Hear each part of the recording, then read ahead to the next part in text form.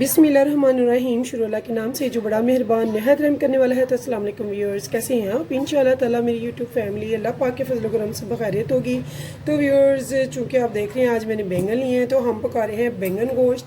तो ये वही गोश्त है जो मैंने पैकेट्स में महफूज करके रखा था। तो ये देखिए, ये मैंने फ्रोज़न किया हुआ है, फ्रिज से निकाला है फ्रीज़र से, लेकिन ये बिल्कुल भी जमा या जुड़ा हुआ नहीं है, लेकिन ये महफूज है, ख़राब नहीं होगा ना। इसकी स्मेल वगैरह अगर आप देखना चाहें कि इसे कैसे महफूज किया गया था, तो आप मेरी लिंक पे जाकर तो देख सकते हैं मेरी वीडियो कि मैंने इस गोश्त को कैसे महफूज किया था। तो चलते हैं वीडियो की तरफ। मैं ये सारा गोश्त एक प्रेशर कुकर में डाल रही हूँ।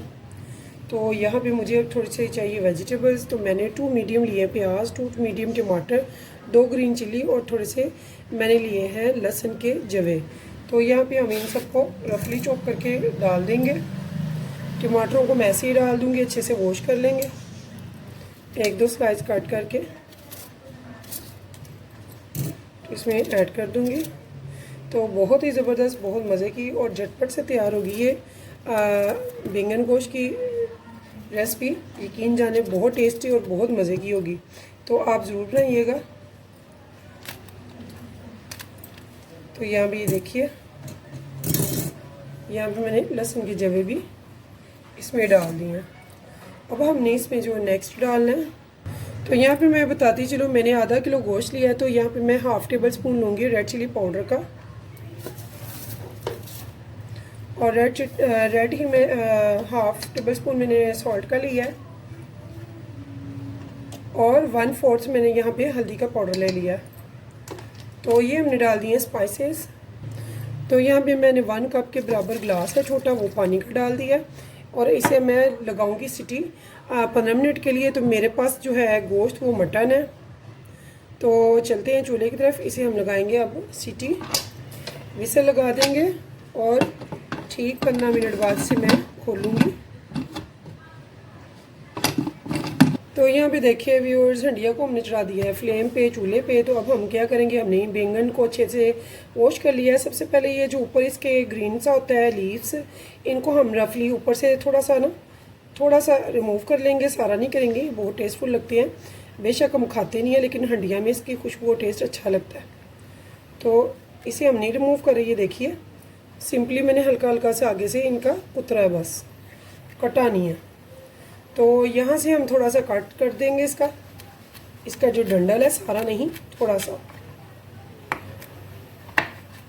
तो यहाँ पे ये देखिए थोड़ा सा मैंने रिमूव कर दिया, अदरवाइज सारे का सारा वैसे ही है। तो हम इसे बिल्कुल गोल गोल कट करेंगे। एक तो हमें पता चल जाएगा, अगर ये गंदे होंगे तो तब भी पता चल जाएगा। आप जानते हैं अक्सर इनमें कीड़े वगैरह निकल आते हैं।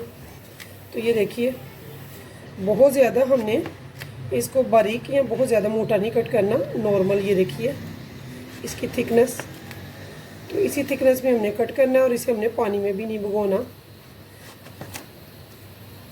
हमने इसे अच्छे से पहले से वॉश कर लिया है।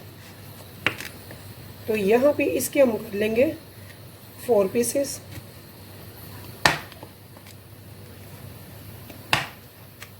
ठीक है,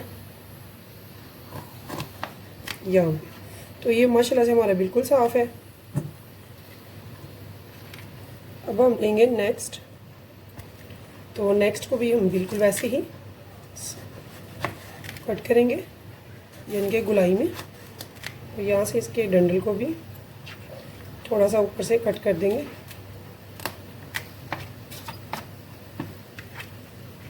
और इस टाइप पे हम इसके 4 पीसेस कर लेंगे यहाँ पे।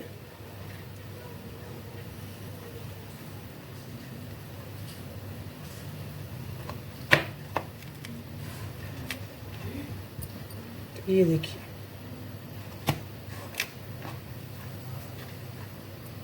तो यहाँ देखिए व्यूअर्स, मैंने जो प्रेशर कुकर लगाया हुआ है उसे मुझे पूरे 15 मिनट करने हैं। तो विस्ल स्टार्ट हो गई है, तो यहाँ पे इसमें स्टीम अच्छी हो गई हुई है, भर गई हुई है। तो मैंने इसकी जो फ्लेम है वो मीडियम कर दिया है। तो अब चलते हैं बैंगन की तैयारी की तरफ। तो यहाँ पे मैंने एक देगची ले ली है जिसमें हम बैंगन की तैयारी करेंगे। यहाँ पे व्यूअर्स, मैं इस पर घी डालूँगी तकरीबन 1 प्याली का।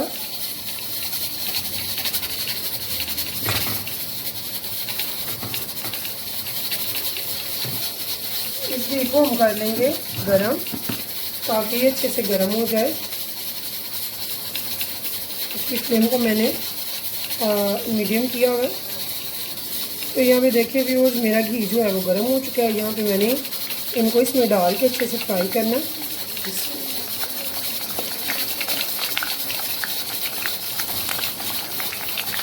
इससे इसका टेस्ट और क्रंच बहुत ज़बरदस्त बनता है, तो आप ज़रूर ट्राई कीजिएगा।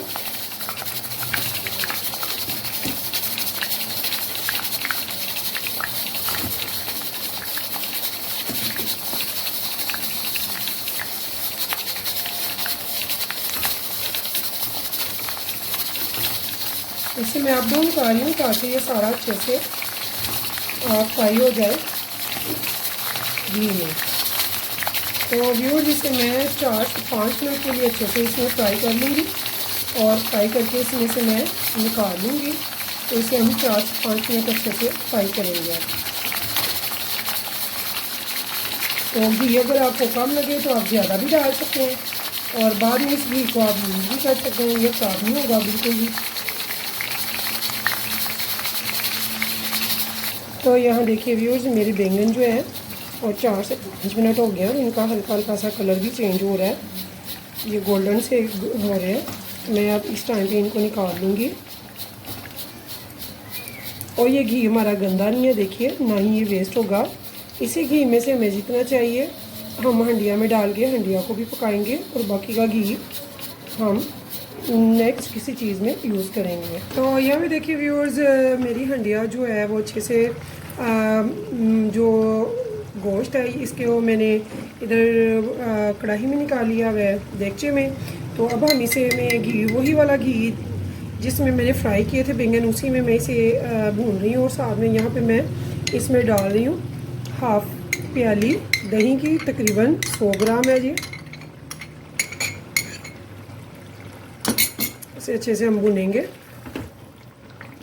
और साथ साथ में इसमें हम क्या करेंगे इस टाइम पे यहाँ पे हम कुछ स्पाइसेस डालेंगे। यहाँ पे मैं हाफ़ टेबल स्पून डाल रही हूँ गरम मसाला पाउडर और यहाँ पे मैं डाल रही हूँ साथ में 1 टेबल स्पून धनिया पाउडर।